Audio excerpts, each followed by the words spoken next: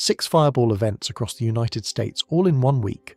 First, a 7-ton asteroid that shook Ohio with the force of 250 tons of TNT. Then a space rock that reportedly crashed through someone's roof in Houston. Then 2 separate meteors that lit up Michigan 6 minutes apart. Then California. Then the Pacific Northwest. 6 impacts, all within 8 days. Now here is the part that should stop you cold. The scientists who track these things for a living, the actual professionals at the American Meteor Society, have confirmed that large fireball events roughly doubled in early 2026. And they are now publicly asking whether something in near-Earth space has fundamentally changed. NASA says each event is unrelated, but the matching chemistry, the impossible timing, and one interstellar object currently shedding debris through our solar system suggests the official answer has some very inconvenient gaps. Stay with me until the end, because the real question isn't whether these rocks are connected, it's what they might be connected to. If you genuinely enjoy what we cover here on Project Nightwatch, make sure to hit like and subscribe so you don't miss a single update as this story continues to develop, because the data is still coming in and the answers are not settled yet. Drop a comment below with where you're watching from, what time it is there, and whether you think NASA's coincidence explanation holds up, or whether something in near-Earth space has genuinely shifted. Part 1. 8 days that shouldn't look like this. Something broke the pattern. Not in a lab, not in a simulation, not in some theoretical model running on a supercomputer in a basement somewhere. It broke in the sky, over your head, over your neighborhood, over the United States of America 8 days in a row. And the uncomfortable part is not that it happened. The uncomfortable part is that the people whose entire job is to explain things like this are the ones now quietly asking whether they actually can. Let's start with what we know for certain, because the facts alone are strange enough without adding anything extra on top. On March 17th, 2026, a fireball tore through the atmosphere over Ohio. Not a little streak of light you might glimpse from the corner of your eye on a clear night. A 7-ton asteroid travelling at tens of thousands of miles per hour slammed into the upper atmosphere and released energy equivalent to approximately 250 tons of TNT. That's 0.37 kilotons. To put that in a frame you can feel, the bomb that destroyed the Alfred P. Murrah Federal Building in Oklahoma City in 1995 used approximately 2 tons of explosives. This rock carried the energetic equivalent of over 100 of those. It detonated above Ohio. People felt it. Windows rattled. The ground shook. Sonic booms rolled across multiple states like thunder from a storm that wasn't there. And when researchers went looking, they found physical meteorite fragments on the ground, actual extraterrestrial material that had crossed the solar system and landed in someone's backyard. This wasn't a rumour. This was confirmed, recovered, and catalogued. 4 days later, on March 21st, reports came out of Houston, Texas, that a meteoroid had not just entered the atmosphere, but had potentially come down hard enough to penetrate a residential roof. Now, claims like that need verification, and the investigation was still ongoing at the time these events were being compiled, but the fact that it was even being investigated tells you something about the scale of what was coming down. Then Michigan happened. On March 23rd, a fireball lit up the sky over Michigan. And then, approximately 6 minutes later, a second, entirely separate meteor lit up the same sky over the same state. 6 minutes. Not 6 hours, not 6 days. 6 minutes. 2 independent high-energy meteor events over the same geographic area within the time it takes to make a pot of coffee. The American Meteor Society received hundreds of eyewitness reports. The events were confirmed visually and instrumentally. This was not a trick of light or a misidentification. 2 separate objects, same state, 6 minutes apart. Within 72 hours of each other, 2 green fireballs were reported, one over California around March 22nd, and another over the Pacific Northwest around March 24th. Green fireballs are not the everyday variety. The green coloration comes from the ablation of specific metallic elements, primarily magnesium and nickel, sometimes copper, burning off as the object screams through the atmosphere at hypersonic speed. Green means something specific about what the rock is made of, and we are going to come back to that, because it matters more than it might seem right now. And while all of that was happening above the continental United States, a bolide-class event, meaning a fireball bright enough to rival the full moon, was detected in the South Pacific by satellite systems. No human eyes witnessed it directly. The GOES-19 satellite, operating the Geostationary Lightning Mapper instrument, picked up the optical flash. The NASA Center for Near-Earth Object Studies, known as CNEOS, confirmed it in their bolide database. A major atmospheric impact that would have been completely invisible to human observers, logged by machine, added to the spreadsheet, filed under Noted. So let's count. 6 confirmed fireball events across the United States in 8 days, March 17th through March 24th, 2026. One 7-ton impactor with a bolide-class energy release over Ohio. Sonic booms across multiple states. A possible roof penetration in Houston. A 6-minute double meteor event in Michigan. 2 green fireballs in the western United States within 72 hours of each other. A satellite-detected bolide in the South Pacific. Physical meteorite material recovered on the ground. Hundreds of eyewitness reports logged with the American Meteor Society. Multiple independent instrument confirmations including ground radar, satellite optical detection, and CNEOS database entries. Now here is where the pattern alarm starts going off, because if you look at raw fireball counts, the total number of fireballs detected in any given period is not dramatically unusual. Small meteors are constant background noise. The Earth is always getting pelted by tiny particles, most of them the size of a grain of sand, most of them burning up invisibly in the upper atmosphere, none of them making the news, none of them shaking windows. That baseline is normal. That baseline is expected. That baseline is not what we are talking about. What is unusual is the tail end of the distribution. In statistics, when you have a normal spread of events, you expect the rare, high-energy events at the far end of the scale, the ones that produce sonic booms and recover meteorites and get logged by satellites, to stay rare. They are called tail events precisely because they live at the edge of the graph, uncommon by design, separated from each other by time and probability. What the American Meteor Society has now confirmed is that large, widely witnessed fireball events, the tail events, roughly doubled in the first quarter of 2026 compared to the established baseline. Not the background noise, the tail, the rare stuff, the things that aren't supposed to cluster. That is a different problem entirely. When noise doubles, you check your instruments. When the rare events double, you ask a different question. You ask whether something about the distribution itself has changed, and that is exactly what the American Meteor Society asked. In a public statement that circulated in late March 2026, the organisation that tracks these events professionally, the one that collects the data and maintains the historical record, asked this question directly. Has something changed in the near-Earth meteoroid environment? Read that again. Not, has something changed in our ability to detect events? Not, has public reporting increased? But has something changed in the environment itself? The environment, the space around Earth. The organisation is not given to dramatic proclamations. They deal in numbers, in trajectories, in magnitude classifications. And they use the word environment, which means whatever they are looking at in their data convinced them that the question was worth asking out loud. That is the tension this video is built around. Not panic, not the end of the world. Something more unsettling than that because it is harder to dismiss. 6 rare events in 8 days, double-tail statistics in a single quarter, 2 chemically similar fireballs, and a 6-minute timing anomaly that probability alone struggles to explain. Earth may be witnessing a change in the distribution of large meteoroids, not just a run of isolated bad luck. And the question of why that might be happening is where things get genuinely strange. Part 2. NASA's position and what it leaves out. NASA's explanation is technically correct, and that is exactly what makes it insufficient. When the agency's representatives addressed the fireball cluster of March 2026, the official position was consistent and precise.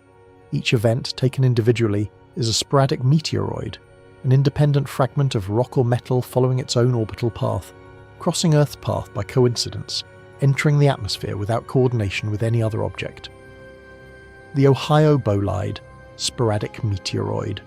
The Michigan double event, 2 separate sporadic meteoroids. The green fireballs over California and the Pacific Northwest, sporadic meteoroids with metallic compositions. The South Pacific bolide detected by GOES-19, sporadic meteoroid, unconnected to any of the others. No evidence, NASA stated, of a coordinated parent object. No evidence of a large body breaking apart in near-Earth space and raining fragments down in sequence. The events are isolated data points. The atmospheric entry physics are well understood. There is nothing in the individual explanations of each fireball that requires any revision of the standard model, and they are right. About each individual event, they are entirely right. But here is the thing about models that treat events as isolated points. They are very good at explaining each point. They are not designed to explain why the points are where they are. Consider the multi-instrument confirmation picture for a moment, because it is actually remarkable, and it reinforces that we are not talking about anecdotal barroom meteor stories here. The CNEOS bolide database, which logs atmospheric energy releases from space objects, has multiple entries for this period. The GOES 19 satellite's geostationary lightning mapper, originally designed to track lightning, is sensitive enough to detect the optical flash of a major bolide from geostationary orbit, and it captured signatures during this window. Ground-based radar tracked debris in the Houston event. Physical meteorite material was recovered in Ohio and potentially in Texas. The American Meteor Society's reporting network, which aggregates eyewitness observations from across the continent, logged hundreds of confirmed sightings across multiple events. Every instrument that could detect these events did detect them. This is not a perception artifact. The events happened. So what NASA's explanation covers is the what of each event. What it does not address, and what the official framework is not designed to address, is the why now of the collective pattern. Why are multiple high-energy impacts appearing in a compressed time window? That question lives above the level of individual event classification. It lives at the level of the near-Earth meteoroid population and its statistical behaviour over time, and that is a considerably harder problem. Think of it this way. Imagine you are standing outside during a rainstorm and every 30 seconds a raindrop falls. That is your baseline. Normal rain. Predictable pattern. Then suddenly, for 8 minutes, a raindrop falls every 4 seconds. Each individual raindrop is still just a raindrop. The physics of raindrop formation hasn't changed. Water is still water. But the rate has changed, and the rate change is telling you something about conditions upstream. Maybe a heavier cloud passed overhead, maybe wind shifted, maybe something changed in the system that produces the drops. The drops themselves are innocent. The pattern is the signal. The gap in NASA's current public position is not that their individual event explanations are wrong. It is that individual event explanations do not constitute a framework for understanding distribution behaviour. And what we are observing in the first quarter of 2026 is a distribution behaviour anomaly. The near-Earth object catalogues that inform these models are, by well-acknowledged scientific admission, incomplete at small sizes.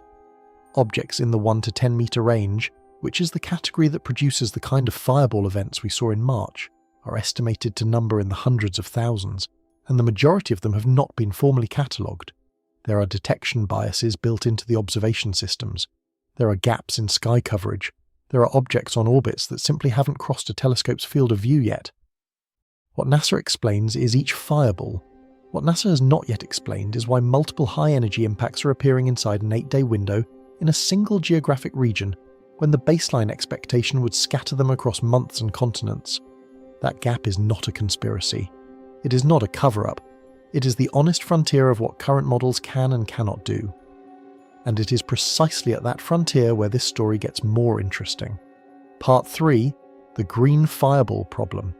2 fireballs turn the sky green, and that is a sentence that deserves more attention than it typically gets. The first appeared over California around March 22nd. The second lit up the Pacific Northwest around March 24th. 72 hours apart, same western United States atmospheric corridor, and both of them green. Now before you file that under pretty and weird but probably nothing, let's talk about what green actually means in the context of a fireball, because the colour of a meteor is not aesthetic, it is diagnostic. When a rock enters the atmosphere at hypersonic speed, the outer layers ablate, meaning they vaporise and strip away, and as those materials burn, they emit light at specific wavelengths determined by their elemental composition. Magnesium burns green, nickel burns green, copper burns green. The green coloration of these 2 fireballs is a direct readout of what those objects were made of. Not roughly made of.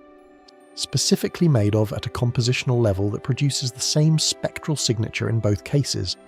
That is where things stop being aesthetic and start being a problem for the randomness hypothesis. Random sporadic meteoroids are compositionally diverse. They come from all over the solar system, from different parent bodies, different asteroid families, different orbital histories. The compositional spread of random sporadic meteoroids should look like a sample from a mixed bag. Some stony, some iron, some silicate-rich, some carbon-heavy. Two unrelated random meteoroids arriving within 72 hours of each other should not look the same. The probability that two independently sourced sporadic meteoroids from different origins would both produce a green fireball, both appear in the same geographic corridor within 72 hours in a week that is already statistically anomalous for large fireball events, is not zero, but it is the kind of probability that makes a scientist put down their coffee and look more carefully at the data. What compositional similarity of this kind suggests scientifically is the concept of chemical fingerprint clustering, and it points toward a specific class of explanations. The most straightforward interpretation is that these two objects came from the same parent body or the same debris stream. Asteroids fragment over geological time, and when they do, the fragments share the parent body's composition.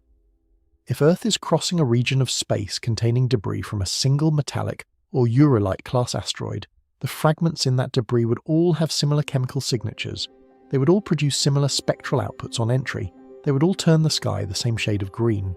There is historical context for this that adds another layer of weight to the observation. Green fireballs have been documented before in ways that attracted serious scientific attention. In the late 1940s and early 1950s, a series of green fireballs appeared over the American Southwest with a frequency and consistency that led to a formal military scientific investigation. The Twining Report of 1948 described them as unlike anything in the known meteor catalogue of the time. Later analysis suggested metallic composition as the most likely explanation, specifically Uralite-like compositions rich in the elements that produce green ablation signatures. The mystery was never fully resolved, but the connection between green fireballs and metallic, compositionally homogeneous objects stuck in the literature. We are not in 1948. The tools available now, spectral analysis, satellite detection, chemical assay of recovered fragments, are incomparably more sophisticated. And those tools are now pointed at two green fireballs appearing in rapid succession over the western United States in the same week that Ohio is recovering physical meteorite fragments, and Michigan is logging a 6-minute double event. The interpretive options are not complicated, but they are uncomfortable. If these two green fireballs are genuinely unrelated, if they are two independent sporadic meteoroids that just happen to share the same composition, happen to appear in the same geographic corridor, happen to appear within 72 hours of each other, and happen to arrive during a week of elevated large fireball activity, then what we are looking at is a coincidence of a kind that would make any statistician uncomfortable. Not impossible, but uncomfortable. If they are related, if they share a parent body, if they are fragments from the same original object moving through space on correlated orbital paths, then Earth did not just encounter two random rocks. Earth passed through a structured distribution of compositionally similar material.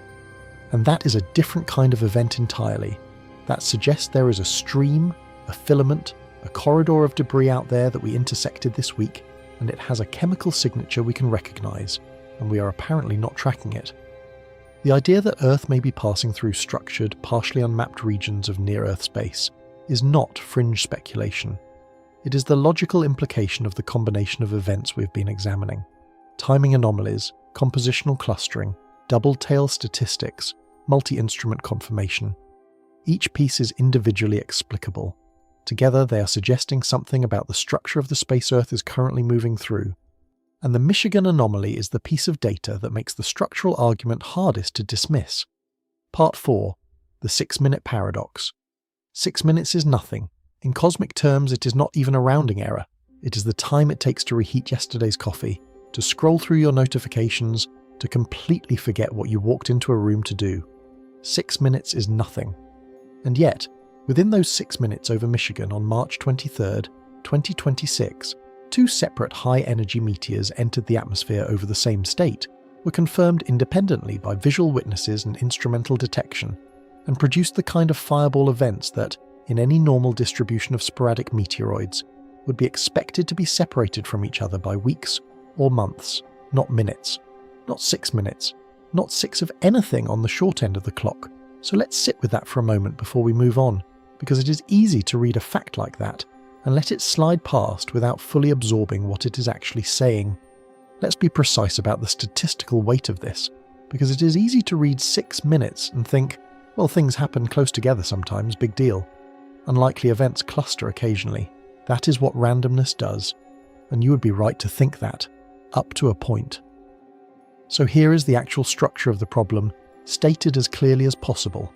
Rare, high-energy fireballs, the kind that produce sonic booms, get logged by the NASA Center for Near-Earth Object Studies and generate hundreds of American Meteor Society eyewitness reports, occur at a rate that makes any single one of them a low-probability event over any given geographic area on any given day.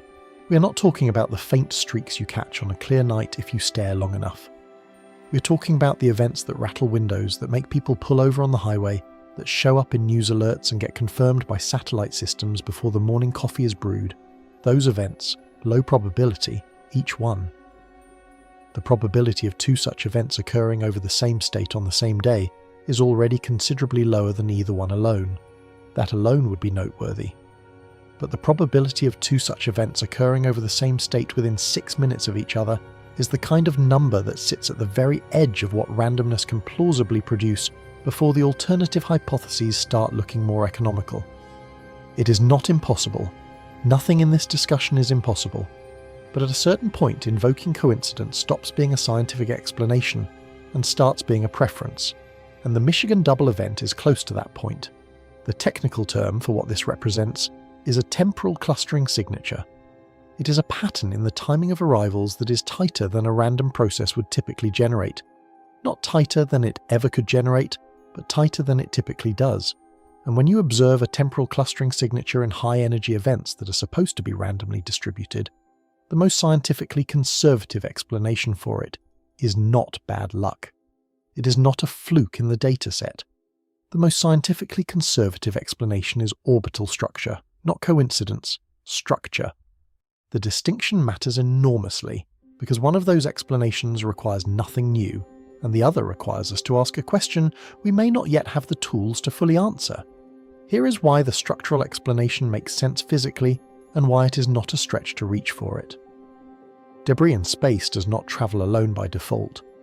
Objects that originate from the same parent body, whether through asteroid fragmentation, cometary disintegration, or collisional disruption somewhere in the solar system, tend to spread along a shared orbital path over time.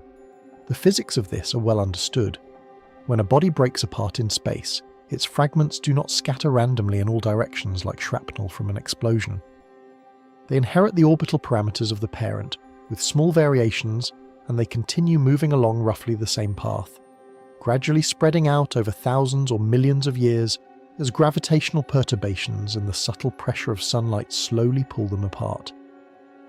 The result is not a random cloud of debris, it is a river of debris, flowing along a curved highway through the solar system, with the fragments strung out along it like cars on a motorway. Think of it like a string of beads stretched out along a curved track in space. Each bead is a separate fragment. They are not touching. They are not in physical contact. They are separated by thousands or even millions of kilometers. But they are following the same general orbital highway, and when Earth crosses that highway, it does not encounter one bead in isolation. It encounters several, in sequence, because the highway runs through the same patch of sky, and the beads are still relatively close together in orbital terms, even if the distances between them would dwarf anything imaginable on a human scale. This is precisely how annual meteor showers work, and it is worth making that connection explicit because it grounds the Michigan hypothesis in something observable and repeatable. The Perseids every August, the Leonids every November, the Geminids every December, these are all Earth crossing the debris trails left by comets and asteroids that have shed material along their orbital paths over centuries or millennia. Earth enters the stream, encounters concentrated debris, and for a few days or weeks we see elevated meteor activity from a consistent direction in the sky. These streams are mapped, predicted, and calendared because we have observed them enough times to know where they are. when Earth crosses them, and roughly how dense they are going to be in any given year. But here is the part that does not make it into the popular science explanations of meteor showers. The catalogue of known meteor streams is not complete. It is not close to complete. There are weak streams, transient streams, recently formed streams from parent bodies that broke apart within the last few centuries, and streams left by objects that have not been formally identified yet, because the parent no longer exists in a recognizable form. New meteor streams have been discovered in recent decades by researchers noticing anomalous clustering in the sporadic background, a statistical bump in a particular direction at a particular time of year that repeats just enough to suggest structure rather than noise. The catalogue grows every year, which means the unknown catalogue is still very large. The Michigan double event looks structurally exactly like what Earth intersecting a thin, unmapped filament of a debris stream would produce when observed from the ground. Not a broad annual shower that elevates activity for days, not a major stream with a catalogued parent comet and a predicted peak, something narrower, something tighter. The 6-minute separation between the two meteors is consistent with two fragments travelling along correlated orbital paths, separated by enough distance that they arrive 6 minutes apart rather than simultaneously, but close enough in orbital terms that their arrival times are compressed into a window that looks nothing like the random spacing a sporadic distribution would generate. The key word here is filament. A concentrated cluster of debris from a single fragmentation event or a localized region of a larger debris field spread along an orbital path but tight enough in space that Earth passes through it in minutes rather than days. Earth did not spend a week inside this structure generating elevated activity across a broad area. It crossed a narrow thread of it, fast enough that only 2 encounters were registered before the crossing was complete. And now this is where the pattern we have been building throughout this entire investigation starts to lock together in a way that is difficult to ignore. The 6-minute Michigan paradox is not an isolated curiosity sitting in a data file somewhere waiting to be explained away. It connects directly to the green fireball compositional clustering from California and the Pacific Northwest, 2 objects with matching chemical signatures appearing within 72 hours of each other in the same western atmospheric corridor.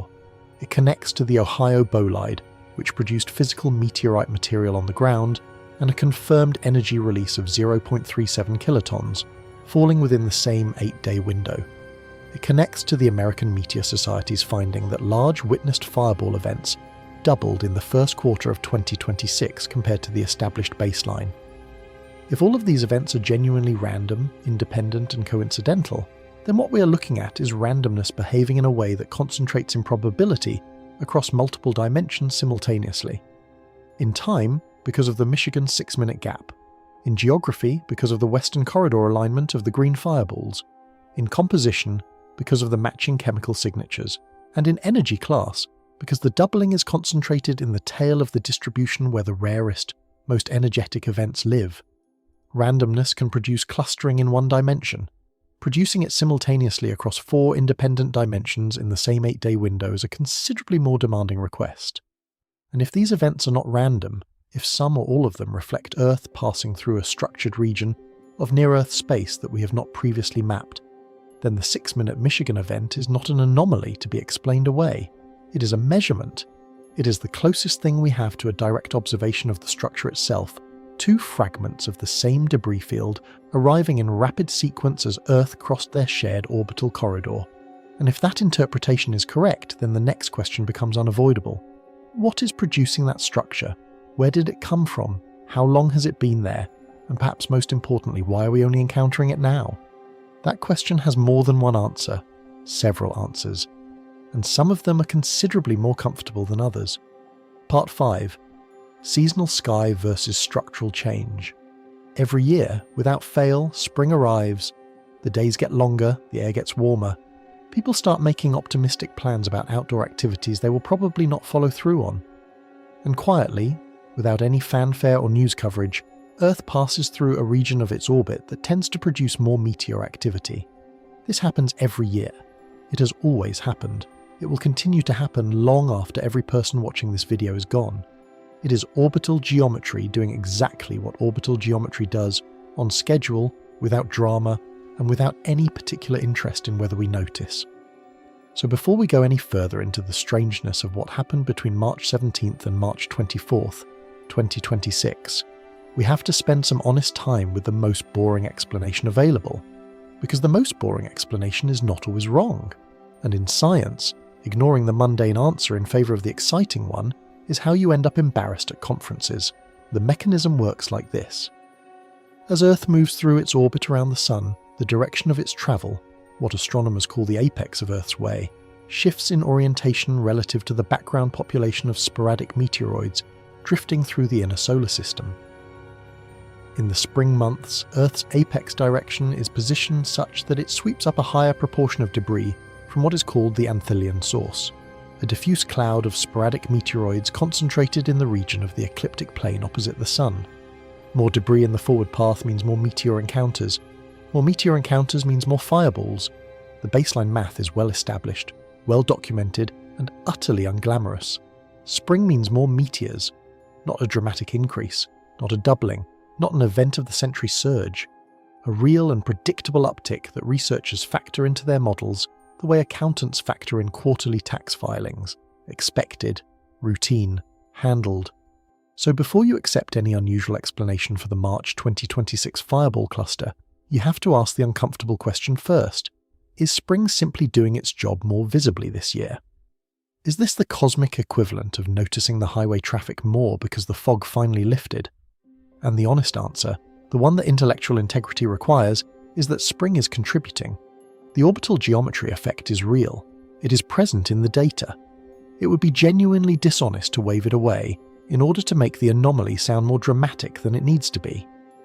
Seasonal variation can produce roughly a 10 to 30% increase in fireball visibility, depending on which studies you consult, which detection methods are being used, and how precisely you define the word visibility in this context. That range is not trivial. A 30% increase in observed fireball rates is a meaningful number. It changes the baseline. It shifts the reference frame. And any analysis of what happened in March 2026 that does not account for it is starting from the wrong place. But here is where the seasonal explanation runs directly into a wall it cannot climb over. A 10 to 30% increase in visibility does not explain a doubling of large witnessed fireball events in the first quarter of 2026. Those are not the same order of magnitude. They are not even in the same neighbourhood. Seasonal effects increase the probability that you will see events that were already going to happen. They do not reach into space, grab additional large objects and redirect them toward Earth's atmosphere because the calendar has turned to March. The physics simply does not work that way. And what the American Meteor Society data is showing is not just a modest uptick in small, borderline detectable fireballs, that better conditions are pulling across the visibility threshold. It is an increase in events of sufficient energy and scale to generate widespread reports across multiple states, produce sonic booms audible for hundreds of miles, trigger instrument confirmations from satellite systems, and in at least one case, deposit physical meteorite material on the ground in Ohio that researchers subsequently recovered, analysed and confirmed as extraterrestrial in origin. Those are not visibility effects, those are energy effects. And the difference between a visibility effect and an energy effect is not a technical footnote. It is the entire argument. You cannot make a 7-ton asteroid more energetic because Earth's orbital geometry happens to be favourable in spring. The physics of atmospheric entry are determined by the object's mass, composition, and velocity. A 7-ton rock hitting the atmosphere at tens of thousands of miles per hour releases 0.37 kilotons of energy regardless of what month it is, regardless of whether Earth's apex direction is sweeping through the Anthillian source, regardless of whether dashcams are pointed at the sky or not. Either a 7-ton asteroid entered the atmosphere over Ohio and detonated with the force of 250 tons of TNT, or it did not. Seasonal geometry has no vote in that outcome. The rock does not care what time of year it is. This is the conceptual distinction that sits at the centre of this part of the argument, and it is worth being very precise about it. Visibility increase and object population increase are two completely different phenomena. Seasonal geometry affects visibility. It shifts the probability that a given event will be observed, reported, and logged. It does not affect how many large, energetically significant objects are actually crossing Earth's path on any given day. If what we were seeing in the first quarter of 2026 was simply more small, dim, borderline fireballs that better detection conditions were pulling into the recorded dataset, a seasonal explanation would cover it adequately and we could all go home. That is not what the data shows. What the data shows is more large, energetically significant fireballs at the tail end of the distribution, the rare, high-energy events that do not sit anywhere near the detection threshold, the ones that are going to get noticed and reported and confirmed whether conditions are optimal or not. Let's make this concrete with an analogy, because the abstract version is easy to nod at and hard to actually feel. Imagine you live near a busy highway. On a foggy day, visibility is poor and you can only see a fraction of the vehicles passing. On a clear day, the fog lifts and suddenly you can see everything. You notice more cars, more motorcycles, more delivery vans. Your count goes up, but the highway has not gotten busier. The traffic volume is exactly what it was. You're just seeing it more clearly now. That is what seasonal orbital geometry does to meteor detection. It lifts the fog. It improves your view of the highway. Now imagine that on this particular clear day, not only can you see more of the usual traffic, but the number of 18-wheelers, the massive heavy freight trucks that you would never miss even on the foggiest day, has also doubled. You were always going to see those trucks regardless of visibility conditions, because they are too large and too loud to miss under any circumstances. But now, there are twice as many of them. The fog lifting cannot explain that. The fog lifting only affects what you could previously not see. The trucks were never invisible. They were always there, always obvious, always impossible to miss. So if there are more trucks, something different is happening at the heavy end of the distribution, something that has nothing to do with visibility and everything to do with how many large objects are actually on the road. That is where the seasonal explanation fails. Not at the small end of the fireball spectrum where it does real and legitimate work. At the large end. At the energetic, undeniable, satellite-confirmed meteorite-producing end. The spring fireball season absolutely amplifies what we can detect. It makes the background noise louder and more visible, and it is entirely possible, even probable, that some of the 6 events in the March 17th to 24th window were influenced by seasonal detection conditions. The Ohio bolide was not. The Michigan double event was not. The matched green fireballs with their identical chemical signatures were not. The compositional clustering, the 6-minute temporal anomaly, the scale of the energy releases, these sit in a category that seasonal geometry cannot move the needle on sufficiently to explain them away. Fog lifting does not create 18-wheelers. It only reveals what was already there. Seasonal effects are, at best, a partial answer to what happened in March 2026. They cover some portion of the increase. They provide real context for why this particular window showed elevated activity compared to, say, the middle of winter. But they do not cover the shape of the anomaly. They do not explain the clustering patterns, the chemical fingerprinting of the green fireballs, the 6-minute timing in Michigan, or the concentration of anomalies in the tail of the distribution where seasonal effects matter least. Something else is in the picture alongside the spring geometry boost. Something that the seasonal model was not built to account for and cannot retrofit to fit. The most scientifically conservative candidate for that something else is a debris stream. An unmapped corridor of structured material moving through a region of near-Earth space that Earth happened to intersect during this window, at the exact same time that seasonal conditions were already enhancing visibility, at the exact same time that the detection network was running at its highest ever level of sensitivity. Elevated background plus concentrated stream input plus enhanced detection conditions, all arriving in the same week, stacking on top of each other like filters in front of a lens. That intersection, if it is real, would make this particular week look exactly like what we observed. Which raises the question that the stream hypothesis, as tidy as it is, still has to answer. Whose debris is this? Where did it come from? How old is it? And why, if it exists, do we not have it on a map? Part 6.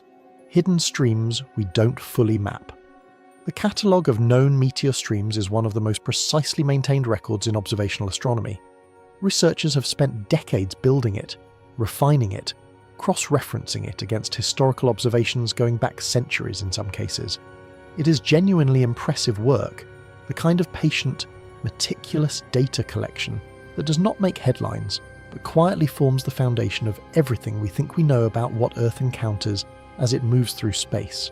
It is carefully constructed, rigorously maintained, and continuously updated. And it is still embarrassingly incomplete. Not incomplete in a minor, we are missing a few footnotes kind of way. Incomplete in the way that a map of a continent is incomplete, when large portions of the interior have simply never been surveyed. The named catalogued streams, the ones with parent bodies and predicted peaks and radiant points, and multi-decade observation histories, represent the well-lit corridors of a much larger structure that extends well beyond what we have formally charted. And understanding why that matters requires understanding what the catalogue actually contains, and more importantly, what it does not. Every meteor shower you have ever watched belongs to the well-lit part. The Perseids every August, peaking reliably around the 12th and 13th, originating from debris shed by Comet Swift-Tuttle over centuries of solar passes. The Leonids every November, the stream that produced the legendary meteor storm of 1833 when witnesses reported stars falling from the sky like snowflakes, fed by material from Comet Tempel-Tuttle. The Geminids every December, one of the strongest annual showers, sourced not from a comet but from a rocky asteroid called 3200 Phaethon, in one of the more unusual origin stories in meteor science.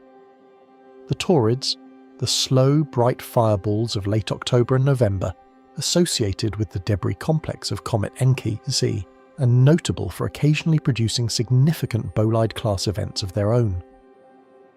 Every one of these exists in the catalogue with an identified parent body, a predicted peak date, a known radiant point in the sky from which the meteors appear to originate, and a history of observations going back far enough to establish reliable patterns. These are the named, mapped, understood debris trails. They show up on schedule. They perform within predictable intensity ranges. They are reliable enough that amateur astronomy clubs publish calendars months in advance telling people exactly when to lay out a blanket and look up. The science on these streams is not unsettled. It is settled, documented, and frankly, a little comfortable in the way that well-understood things tend to become comfortable over time. But beneath the named showers, in the statistical texture of what researchers call the sporadic background, something considerably less tidy is operating.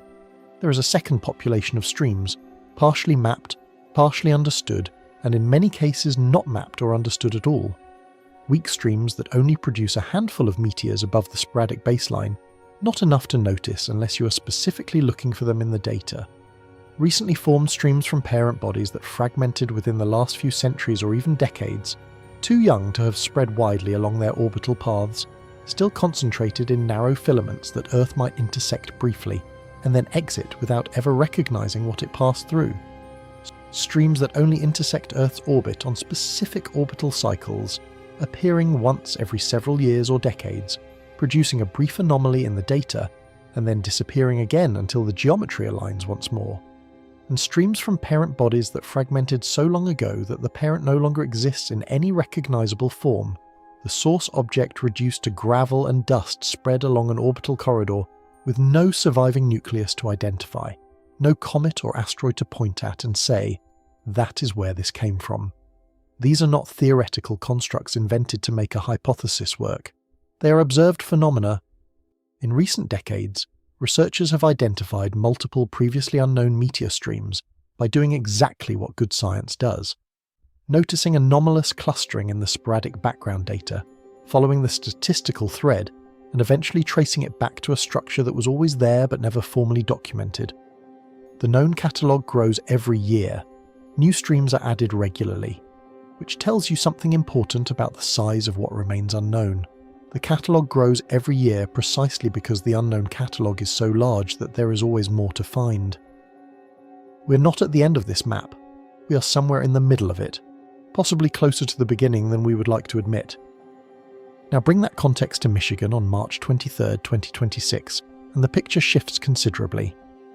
The 6-minute double event, two separate high-energy meteors confirmed independently over the same state within 6 minutes of each other, is exactly what a thin, localized debris filament intersecting Earth's orbit would look like from the ground.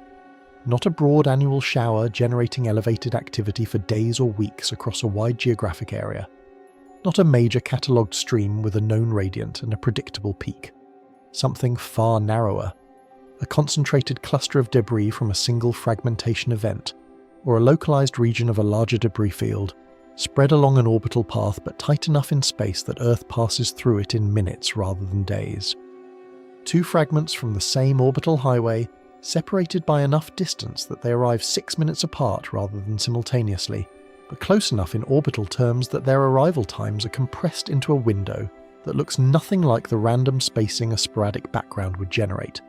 That is the stream hypothesis applied to the Michigan event, and it is not a stretch. It is physically coherent, mechanically consistent with known debris dynamics, and supported by the same basic physics that explains why the purses happen every August without fail. The compositional clustering of the green fireballs adds another layer of support that is harder to dismiss the longer you look at it. If a debris stream exists and has compositional homogeneity, meaning the fragments within it all originate from the same chemically consistent parent body and therefore share the same elemental makeup, then every fragment Earth encounters from that stream will produce a similar spectral signature on atmospheric entry. Magnesium-rich metallic objects ablate green. Nickel-bearing compositions ablate green. Urilite class material, a specific category of carbon-rich achondritic meteorite associated with disrupted planetary bodies, can produce the characteristic green signature under the right entry conditions.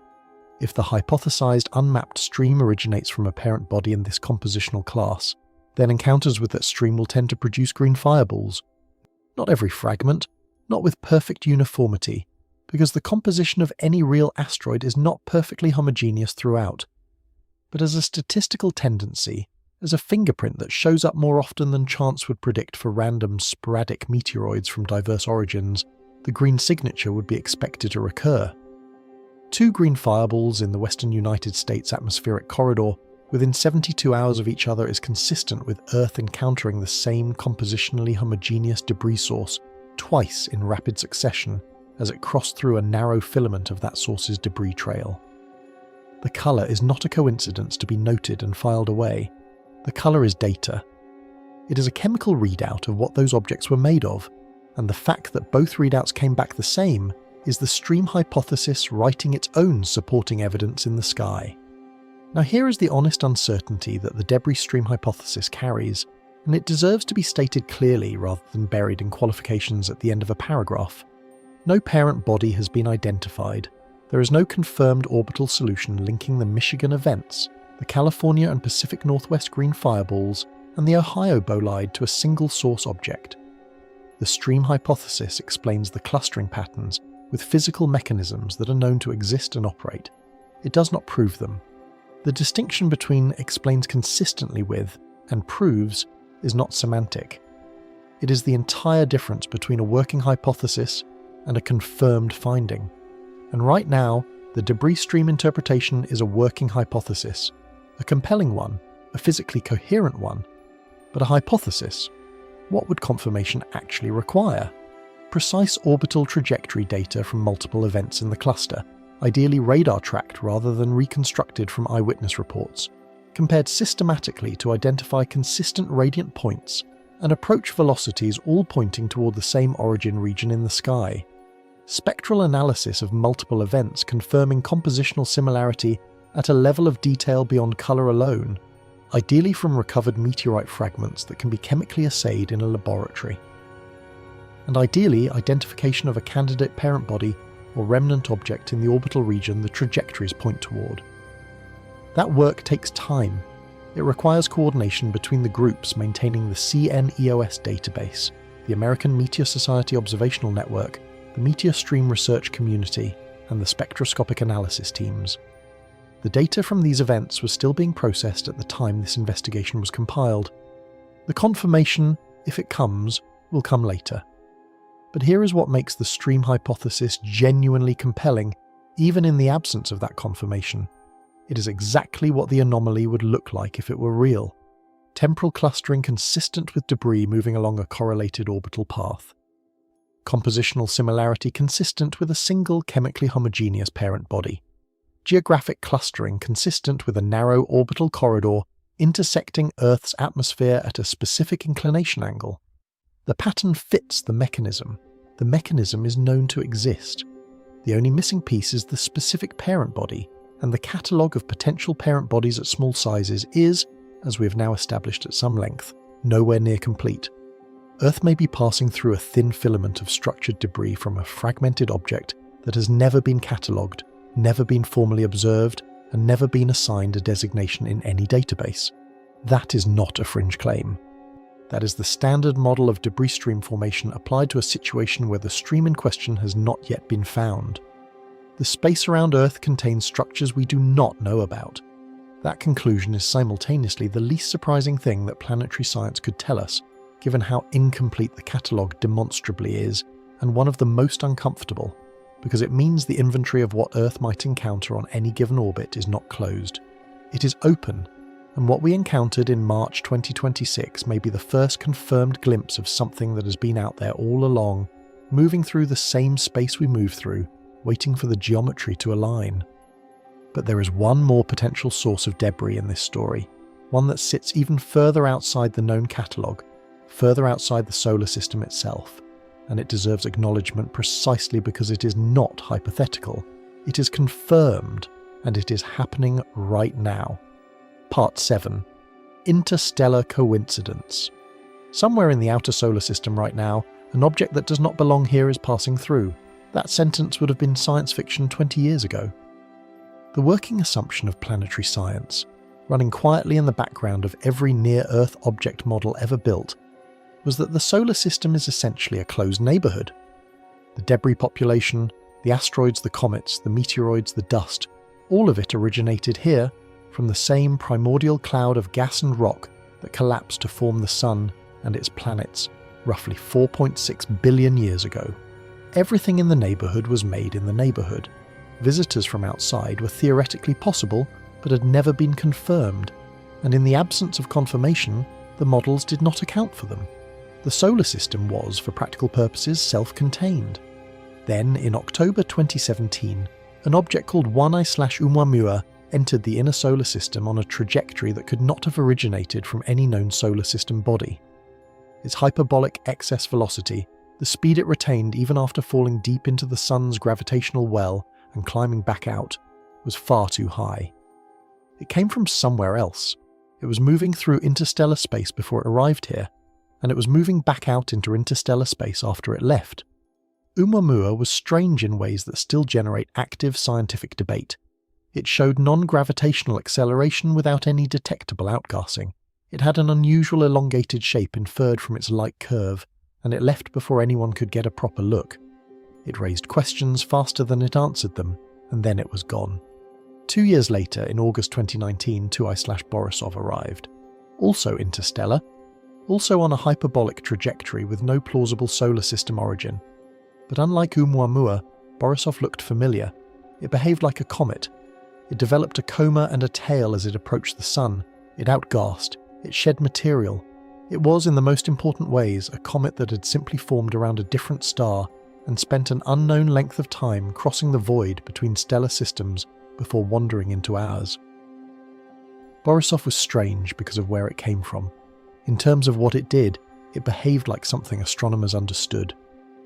And that made it, paradoxically, both less mysterious and more significant, because it confirmed that the interstellar medium carries recognizable objects with compositions and behaviors that overlap with what we find in our own solar system.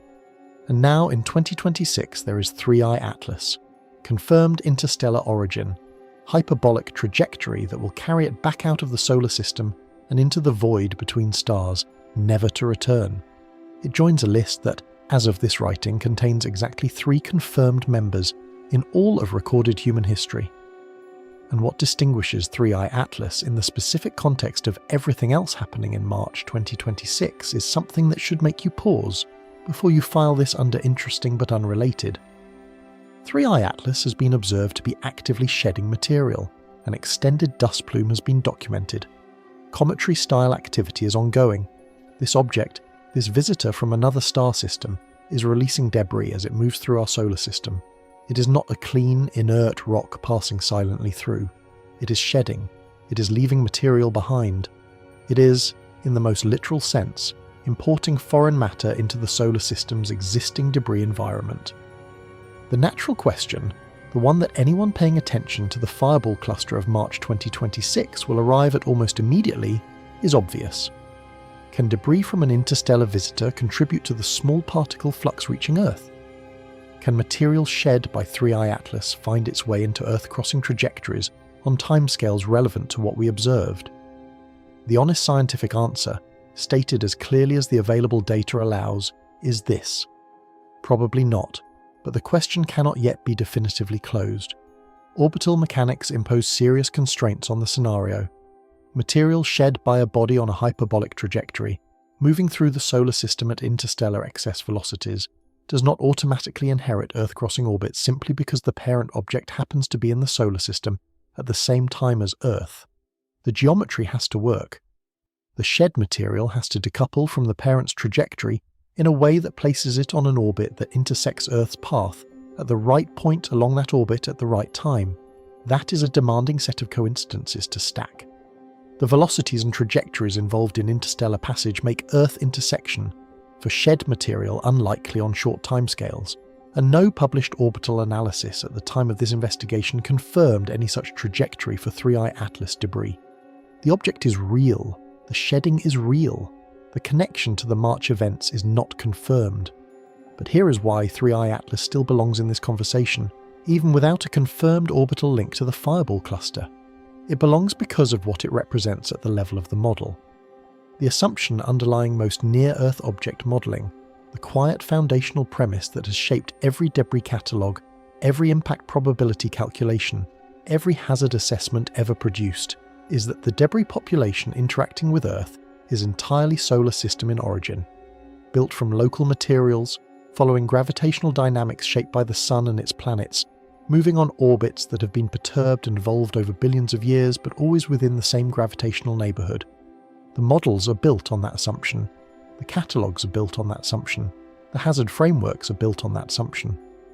3I Atlas is a data point that sits outside that assumption, not hypothetically outside it. Confirmably, measurably, irrefutably outside it. An object from another star system is in our solar system right now, actively releasing material, and the question of where that material goes and what trajectories it eventually settles into is not a question that existing near-Earth object models were designed to answer, because existing models were built before anyone had confirmed that the question needed to be asked. This does not mean that the March 2026 Fireball events were caused by interstellar debris. It does not mean that 3I Atlas is responsible for Ohio or Michigan, or the green fireballs over California and the Pacific Northwest. The orbital analysis does not support that conclusion, and intellectual honesty requires stating that clearly, rather than allowing the proximity of these events in time to imply a connection that the data does not establish. What it does mean is that the conceptual boundary of where near-Earth debris can originate has been permanently expanded. Before 2017, before Oumuamua, the answer to where does near-Earth debris come from was essentially the solar system, specifically these known source regions, following these known dynamical pathways at these known compositional distributions. After Oumuamua, after Borisov, and now with 3I Atlas actively shedding material on a confirmed interstellar trajectory, the honest answer has a new addendum, mostly the solar system, but not exclusively, and we do not yet have a framework for quantifying the non-solar system component, because we have only confirmed 3 interstellar visitors in all of history, and we have been watching carefully for less than a decade. The question of whether interstellar objects passing through the solar system can meaningfully contribute to Earth's impact environment over geological timescales, or even over periods of decades or centuries, is now a legitimate scientific question in a way it simply was not before 2017. We are in the very early stages of even being able to ask it properly. The tools to answer it, dedicated interstellar object detection surveys, improved trajectory modelling for hyperbolic visitors, spectroscopic characterization of shed material, are either nascent or not yet built. The question is real, the answer is not yet available. 3I Atlas is probably not the reason a 7-ton asteroid detonated over Ohio in March 2026.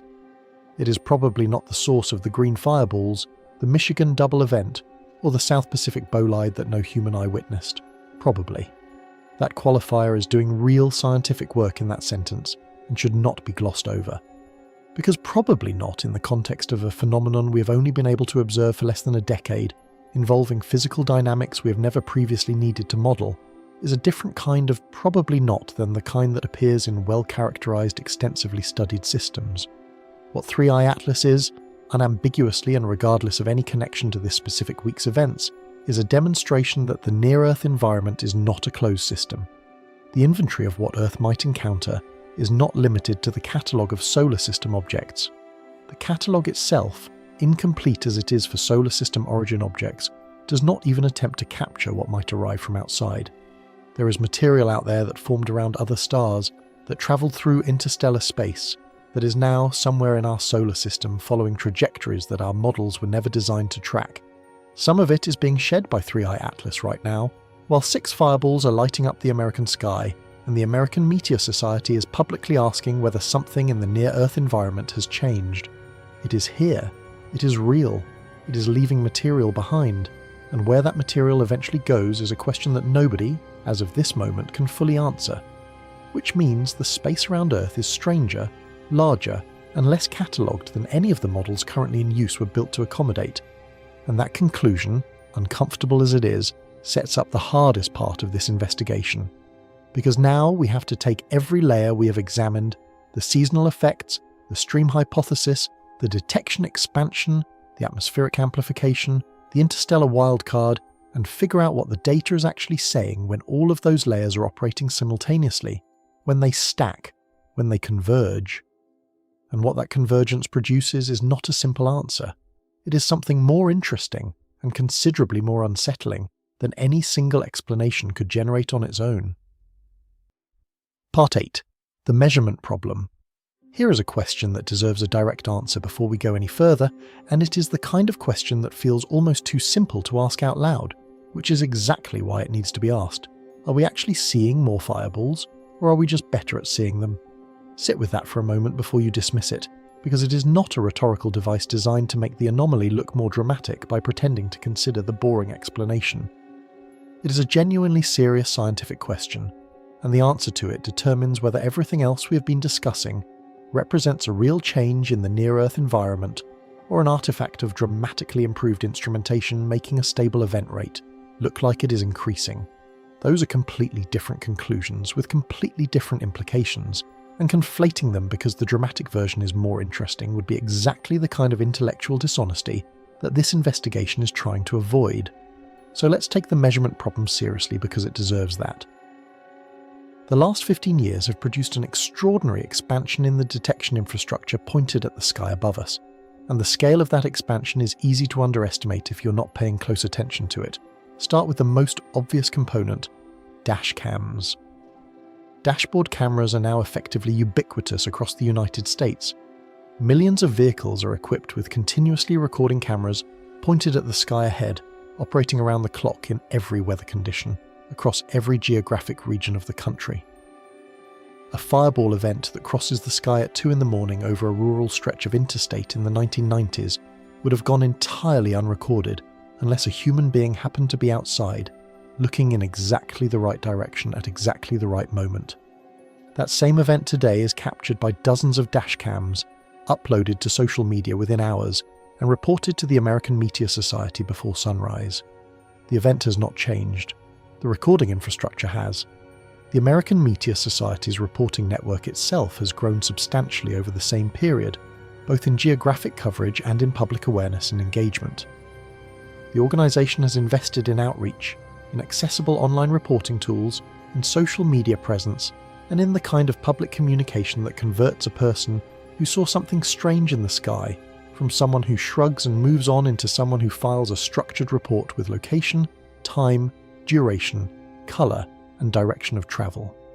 More reporters means more reports per event. More reports per event means events that previously generated 5 or 10 data points now generate hundreds.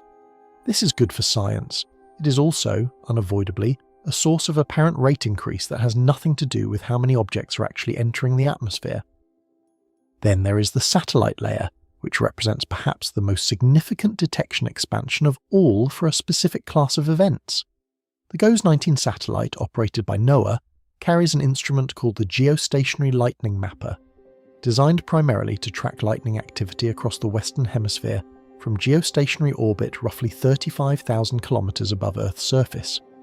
As a secondary capability, the instrument is sensitive enough to detect the optical flash of a bolide-class atmospheric explosion, the kind of event that produces a brief, intense burst of light, as a large meteoroid disintegrates in the upper atmosphere.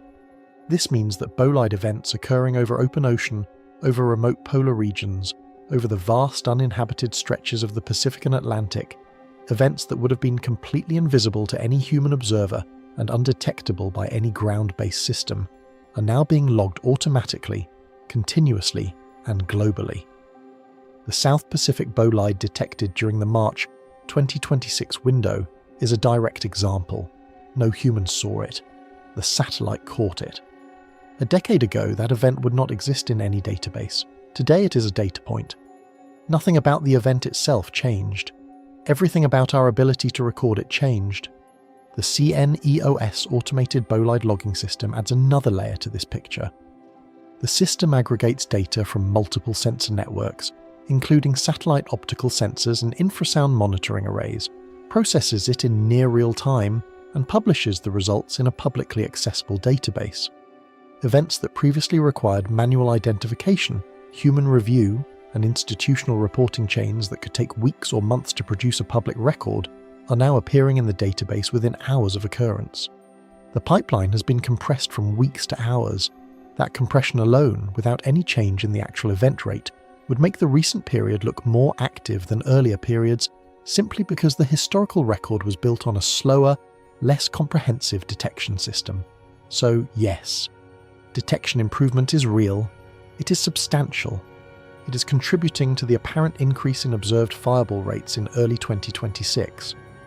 Anyone who tells you otherwise is not engaging honestly with the data. But here is where the measurement problem argument runs into its own ceiling, and understanding where that ceiling is located is the key to understanding what the data is actually telling us. Detection improvement creates apparent increases in observed event rates. This is well understood in observational science, and there is a clean analogy for it. If you install better microphones in a forest, you will record more bird calls. The forest has not gotten louder. Your instruments have gotten more sensitive. More calls in the dataset does not mean more birds in the trees. It means your ability to hear the birds that were always there has improved. This logic applies cleanly and correctly to the small, dim, borderline detectable fireball events that dashcams and expanded reporting networks are most likely to be pulling into the dataset. Those events were always happening. We simply lack the infrastructure to catch them. The increase in their recorded rate is primarily, possibly entirely, a detection artifact. Scientifically important to understand, but not evidence of a real change in the meteoroid population.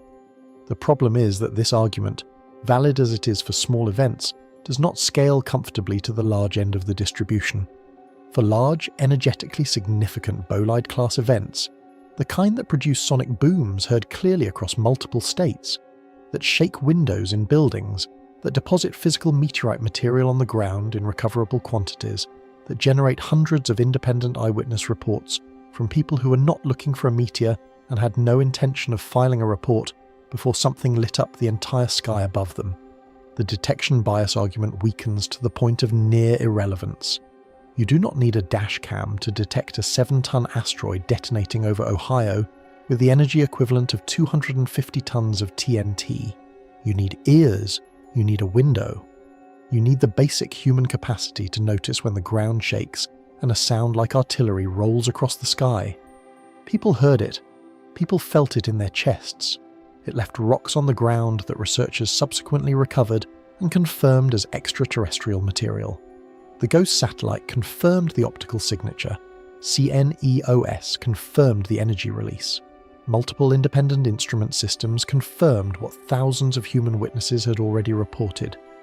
This is not a previously invisible event that better sensors are heroically rescuing from the darkness of the undetected.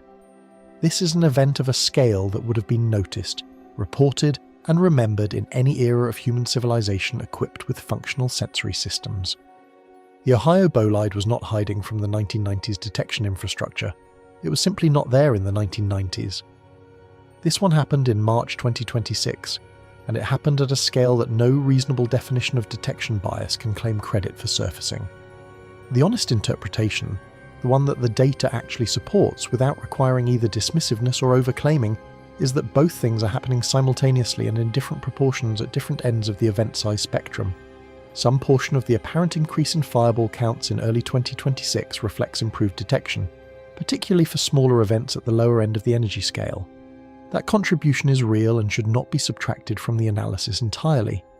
And some portion, concentrated specifically at the large, energetically significant, instrumentally confirmed, meteorite-producing end of the distribution, reflects a real increase in the rate of large events, where detection bias is least influential and the signal is hardest to explain away.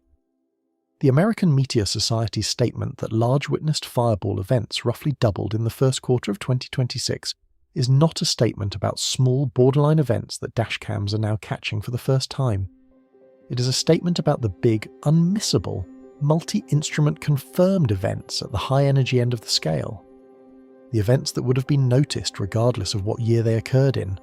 The events where the detection argument carries the least weight and the physical argument carries the most.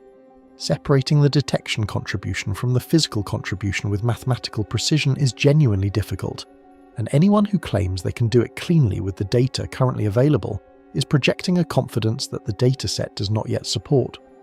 The instrumentation history is complicated, the baseline periods were recorded under different detection conditions, and normalizing across those differences requires assumptions that reasonable scientists can disagree about.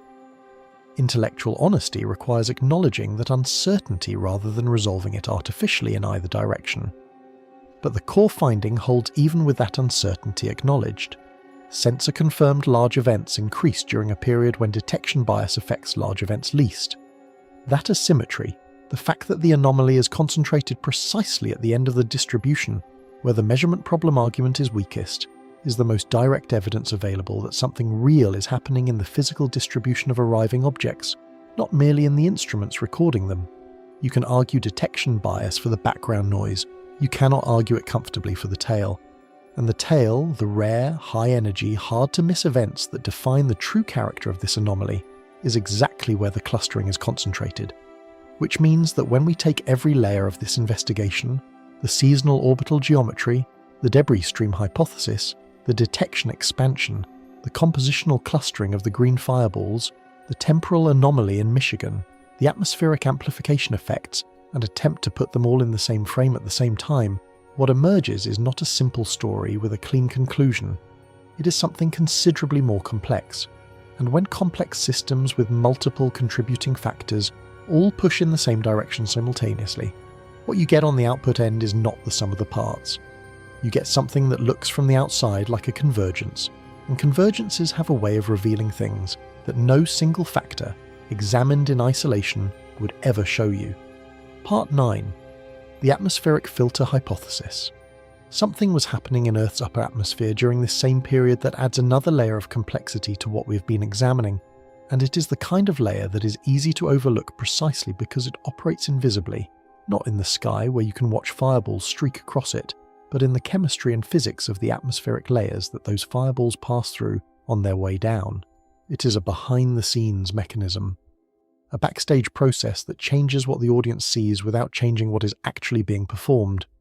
To understand it, you need to know what was happening in near-Earth space during the week of March 17th to 24th, 2026, because the fireball cluster did not occur in a quiet period of solar activity.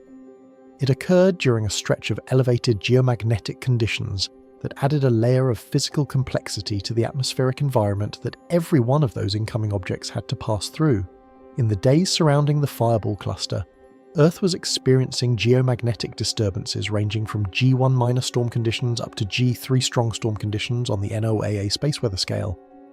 These fluctuations were driven by solar wind interactions with Earth's magnetosphere following coronal mass ejection activity from the Sun, energetic plasma eruptions from the solar surface that travel outward through the solar system and compress and disturb Earth's magnetic field when they arrive. G1 to G3 conditions are not extreme by historical standards. Geomagnetic storms of this class occur dozens of times across a typical solar cycle. They disrupt high-frequency radio communications at high latitudes, occasionally produce visible aurora at lower latitudes than usual, and generate the kind of news coverage that space weather enthusiasts get excited about and most of the rest of the population ignores entirely. In isolation, a G3 geomagnetic storm is notable, but not remarkable. It is a moderate space weather event in a solar system that produces moderate space weather events regularly. but their potential interaction with the fireball phenomenon during this specific window is worth understanding carefully because it introduces a physical amplification mechanism that is genuinely real, genuinely operates on the atmospheric entry process, and genuinely does not require any change in the number of objects arriving. This distinction is critical, and we will come back to it repeatedly, because the difference between an amplification effect and a population effect is the difference between the atmosphere making existing events more visible and actual additional objects entering that atmosphere. The mechanism works at the level of Earth's upper atmosphere, specifically in the thermosphere and upper mesosphere, the layers at altitudes of roughly 80 to 200 kilometers, where meteors primarily undergo ablation, the process of heating, vaporizing, and burning away as they decelerate through increasingly dense air. During periods of elevated geomagnetic and solar activity, these layers experience significant density and composition variations driven by the energy input from the solar-wind interaction with the magnetosphere.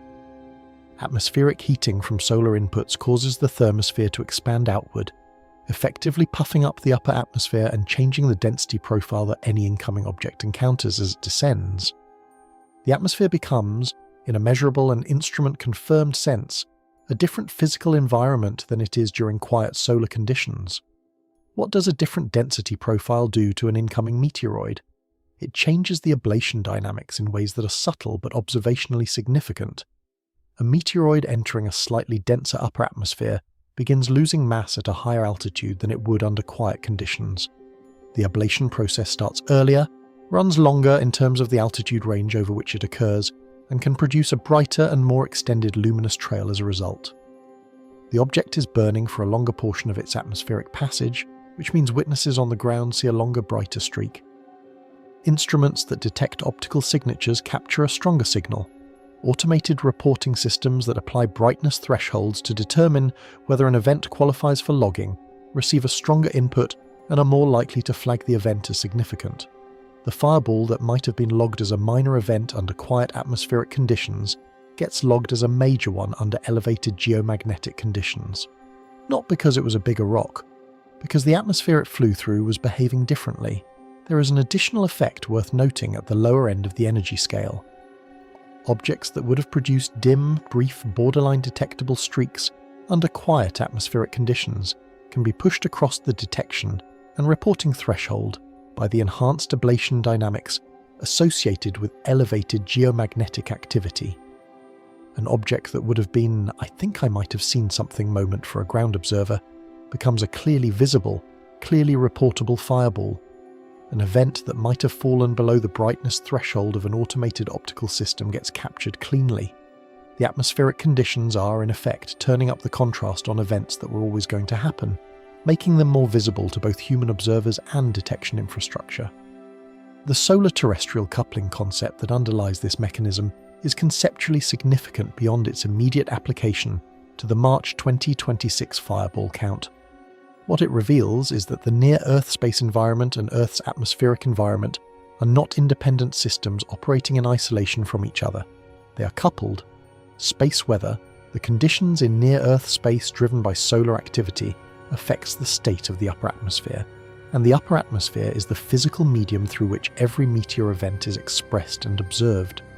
When the medium changes state, even modestly, the observed population of events changes with it, even if the population of objects in space is completely unchanged. The filter through which we experience meteor events is not a fixed, neutral transparency. It is a dynamic, variable system that responds to conditions in space, and in doing so changes what we see when we look up. This is a genuinely interesting physical insight that has implications beyond the immediate question of whether the March 2026 fireball cluster was anomalous. It suggests that fireball detection rates and geomagnetic activity levels should be analysed together rather than in isolation, that periods of elevated solar activity may systematically produce apparent increases in fireball counts that are partially or largely atmospheric in origin rather than population-based, and that historical comparisons of fireball rates across different solar activity periods need to account for this coupling effect to be properly interpreted. This is an area where the scientific understanding is still developing, and the March 2026 events may ultimately contribute useful data to that developing understanding regardless of what they reveal about the underlying meteoroid population. But here is the boundary where the atmospheric filter hypothesis stops being useful as an explanation for what we observed, and it is the same boundary we encountered with the seasonal orbital geometry argument. It is a detectability effect.